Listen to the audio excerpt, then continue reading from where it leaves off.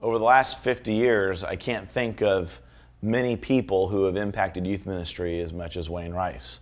A lot of contributions. Not only was he one of the co-founders of Youth Specialties that kind of got the church thinking seriously about what youth ministry could offer as part of the church, but he also helped us start thinking about middle schoolers and junior hires. You know, Wayne was doing middle school ministry, junior high ministry. He was the guy that championed it before it was cool. No one thought it was worth the time to invest in middle school students. That was just kind of a leftover thought. Get whoever. I mean, his junior high ministry book changed how youth ministry looked at early adolescence. And there was an intentionality to take this age group seriously and figure out what their needs were and how we as youth ministers could respond to them. He also helped us start thinking about how parents were involved in the spiritual formation of their teenagers in their homes when he created Understanding Your Teenagers. All of us in youth ministry were just focusing on the students, and Wayne was saying, wait, the family out there has to be addressed.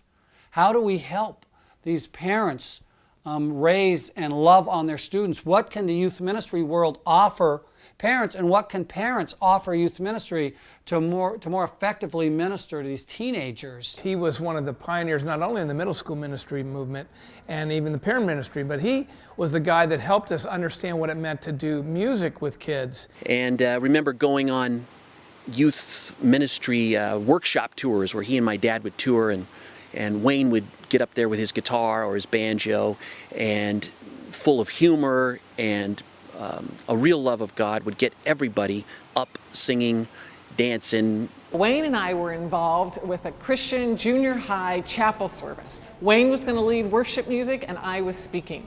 And apparently the students at this school had been pretty rambunctious in the weeks and months prior, because the principal for the school got up before Wayne was going to lead worship music and literally said, I'll never forget this, he said, "Students, we're here to worship God, we're not here to have fun."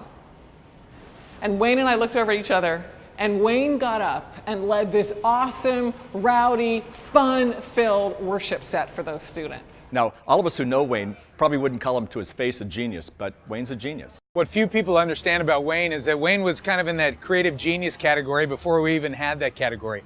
When the Ideas books first came out, Wayne was the one that created them, the art, the layout, the look. The graphic design skill that Wayne had, and his sense of humor, the early flyers and stuff, and created this context, this ambiance for youth ministry of playfulness and sort of that we're in this thing together, that I think remains to this day. I think it's a healthy part of who we are as youth workers and kind of our persona. I don't think people have any idea his influence on the whole youth ministry culture, because Wayne isn't a person that draws a lot of attention to himself. I think in so many ways, Wayne is, he's actually been out there on the cutting edge. Not only been a leader in the church, Wayne, but you have been a person that's led from the heart and your conviction for Jesus Christ and his mission and his church. So thank you so much for the great years of ministry and leadership. Thank you for being a hero and a mentor, and thank you so much for all you've done for so many. I thank you for the stage that you built, the platform that you built, and the legacy that you've left behind in so many of us. Wayne never thought that his contributions to youth ministry would probably be so enduring and would have so much of an impact on each and every one of us, and yet they have. And that's why we want to honor Wayne Rice tonight.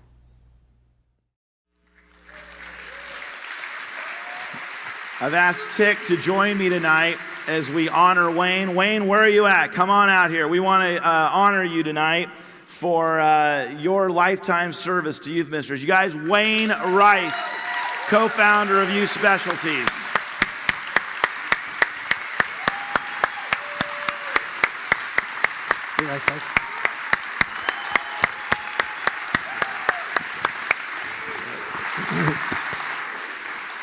Come on, have a seat with us, Wayne.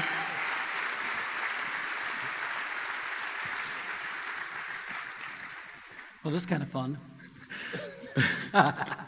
So cool to take a couple minutes and really recognize and honor what you've done for all of us. I won't try to get too emotional. It's just crazy when I think of your influence in youth ministry and how that's played out into the lives of thousands and thousands of kids across the country. But I want to go back a little bit I'm going to cut the Wayback Machine. And looking at our heads, we can do the Wayback Machine. We can go. Wayne, a lot of us,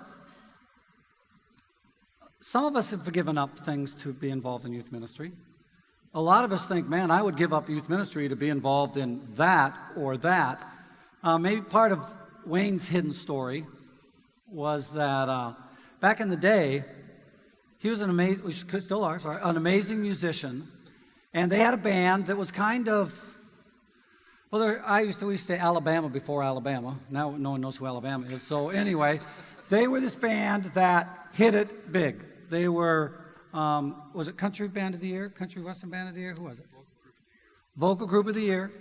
Yeah, I think we actually got do we have a clip of that? I think we have like a, Johnny Cash, something like that. Yeah, should be up there.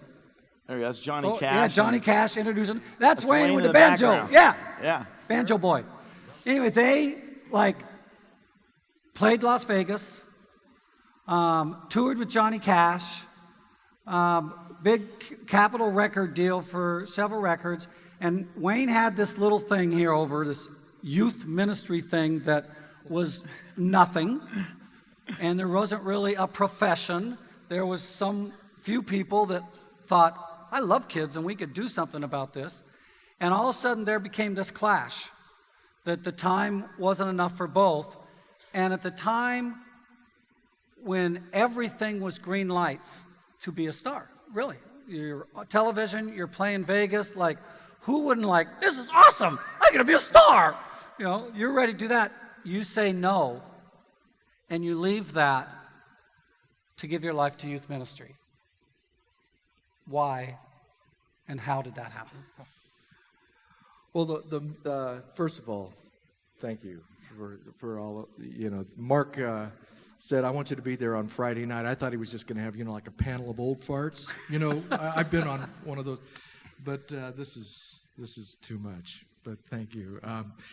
Brush Arbor, that was the name of the band, and really it started out of youth ministry because we were trying to really play for kids, and one thing led to another. We got signed by Capitol, and before you knew it, it was taking us to a place that we really hadn't imagined, and it began to conflict, with time-wise. And so at the time, Yaconelli and Denny Rydberg was working with us at the time, and I was supposed to meet up with them and to do some youth ministry stuff we had as part of Youth Specialties, and we were invited to be on the Hee Haw television show. Hee Haw! And I couldn't do both, and so I told the guys to just go do it, without me. And it was a hard decision, but looking back, I have no regrets. Yeah. So it was, but the band was a good run. That was a lot of fun. But I've always been able to use the music, in ministry. You have. Yeah. But And I'm why not did you? I'm just curious. What compelled you to do this youth ministry? Because there wasn't really such a thing. There weren't conferences like this. There weren't degrees in youth ministry. What were you guys trying to do? Obviously, there was no money in it. Yeah. What the heck were you doing? Well, I was a student at San Diego State here in town, and and I was studying to be an architect, and I was working with Youth for Christ, and so was Mike Yaconelli. And both of us left Youth for Christ at the same time, ended up in churches, and there we were just treated like it wasn't a real job. And so we really felt like, youth ministry, because we really felt that God was calling us in that direction, needed to get a little bit more respect.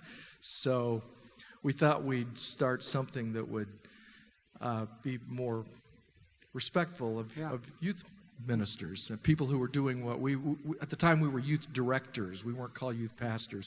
We had whistles around our necks, and we were just supposed to keep the kids kind of out of the adults' hair and so forth. But we really saw it as a calling. We wanted to do it for looking forward as long as we could. That call is still what keeps me going today. I've never felt like I was anything but a youth worker, and it all goes back to that original call, and we just wanted to be able to legitimize our call. So we started Youth Specialties as a way to help do that. And really, even when you started the first National Youth Workers Conventions, there weren't gatherings like this. No. It was always stuff at camp or at a church. Why did you choose a hotel? Because it kind of goes with that, right?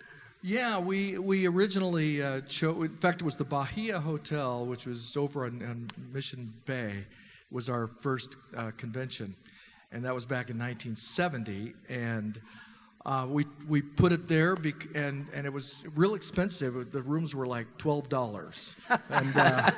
And so, but people say, how can you do this? You know, youth workers should be at Camp Idrahaji or something. And we just said, well, you know, our pastors and doctors and they have their conventions in hotels. So should we. You know, we wanted to step it up and just declare that we were legitimate. Really moving as move it up. every bit as important as a business person. Exactly. Yeah. Let me hear if you work with middle school students. Give me a shout out. Come on. All right. Look at all those sick people out there. Lord Jesus. So no one was doing that before. What was kind of the genesis of like, we need to focus on these? Well, it was back from my Youth for Christ days.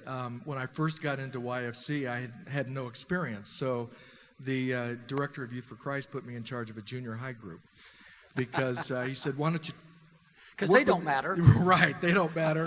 And then once you get the hang of it, we'll move you up and let you run campus life clubs, which were the high school clubs. Right, the real so we started a thing called Junior High Jamboree right here in San Diego and ended up packing out Horace Mann Junior High School auditorium back in the 60s with junior high kids. That's where I just fell in love with them. And I realized I didn't want to move up to high school. I wanted to keep doing junior high. Later, I just started teaching other people how to work with junior high kids, and out of that came the book. Yeah, and really a focus for so many. Like, no, this is a group worth focusing on. Yeah, and at the time I didn't know that much about junior hires. I started studying them a little bit more, and like in a laboratory, or that means different things I today. realized that my basement of junior hires. You know. But well, I'm sure your banjo playing helps with middle school exactly. kids too. Well, back then it was actually pretty cool. It's coming back. You know, banjos are coming back. No, it's not. It's never going to be cool. Didn't I see it? There is a banjo up here, but. But back then, we did hootenannies back in those days, to attract kids. There's a word you probably didn't expect to hear tonight, right? But just reminiscing, what I discovered, the more I really put junior hires under the microscope, the more I realized this is the most important time of a person's life. Yeah. And so my first love has always been junior high, middle school kids. Yeah, so great. Well, Mark Wayne, has something. Could you grab that, Tick? Because I think it's probably off to the side of the stage there. Well, Wayne, what we wanted to do is we realized, as I've been traveling around the country, we have a whole new young crop of youth workers coming up, and a lot of them don't understand the history that we have and the rich history that we have, and the fact that we don't do anything without standing on the shoulders of others. And so we wanted to recognize you, and we hope to continue this as a tradition here at YS as we move forward, honoring people who've made great contributions to youth ministry, and we wanted to start with you, because we felt that nobody has made a greater contribution to YS than you.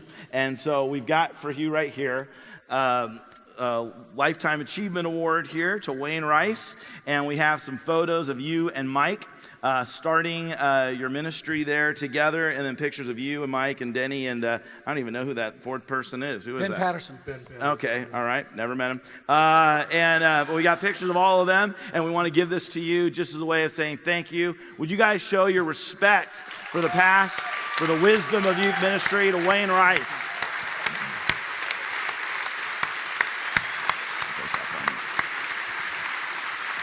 There you go, brother. Thanks, Wayne. Right. And Wayne, your family's here as well, right? Yeah, Marcy and your kids, and they are right there. Yeah.